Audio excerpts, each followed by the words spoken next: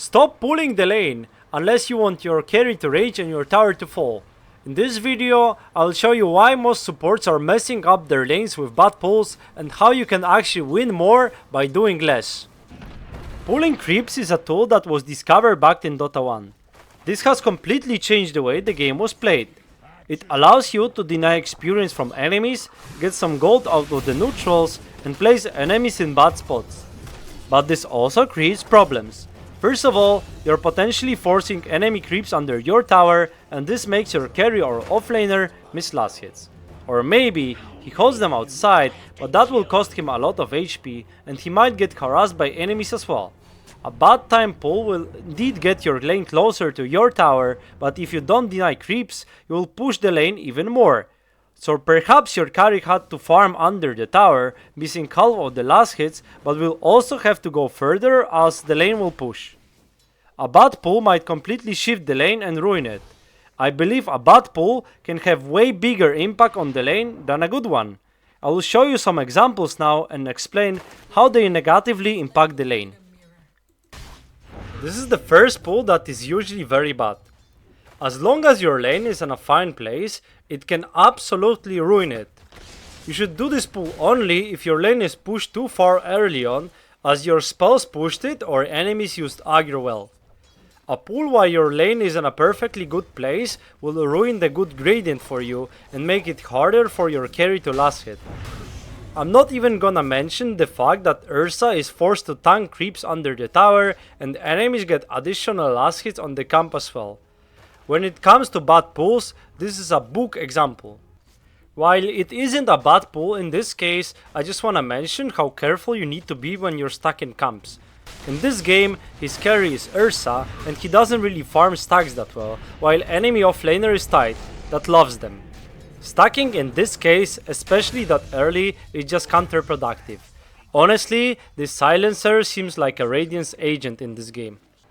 The next example is from my game. This seems reasonable. His lane is pushed in and he doesn't have HP to contest Lotus. However, it's a double camp, and while he's denying creeps from enemies, this allows me to grab Lotus for free while Void is under a lot of pressure. A half pull will be great there, but in this case they have zero creeps and we're basically able to pressure Void so much under the tower he's gonna lose last hits, especially as we got the Lotus. With all the creeps that are coming to their side, I think it would be even better to aggro the creeps well instead of pulling. So this Void gets literally 2 last hits out of next 4 waves while dying in the process. I'm not even gonna mention the fact that Ringmaster is stacking while we have Axe offlane. If your carry can't handle the pressure, you usually cannot afford to pull all the creeps. If that's the case, half pulling gives your core some creeps that will tank the wave for him while still pulling it back a decent amount. Or you can basically use creep aggro to your advantage, denying the range creep ASAP and farming closer to the tower. This is 10k bracket. We trade kills, but Ringmaster for some reason is pulling the lane. This allows Axe to get 2 creeps out of this wave instead of 0, and if we consider Flagbearer as well, this is even more. Instead of this Ringmaster should drag the wave a bit outside the tower and let his creeps advance, and that would create a scenario where his creeps get denied just in time before Axe is here, while Ursa doesn't really miss a single last hit. This way, he saved 2 creeps for enemies while denying 2 from his carry. That's literally a full wave he's lost in terms of value.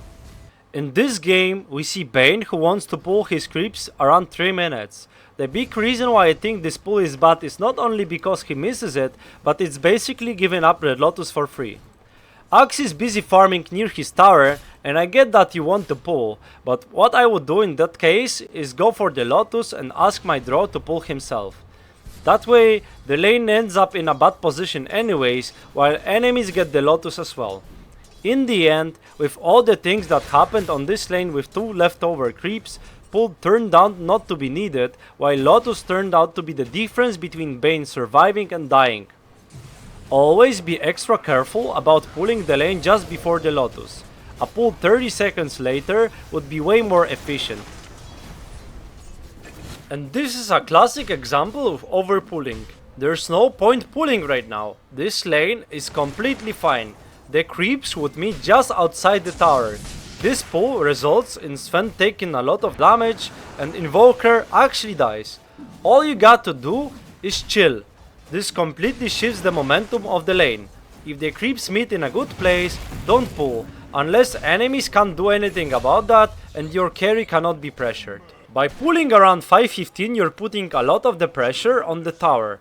This is the catapult wave. You need to be mindful of it, especially versus heroes that push well, like Jakiro, Beastmaster or Enigma.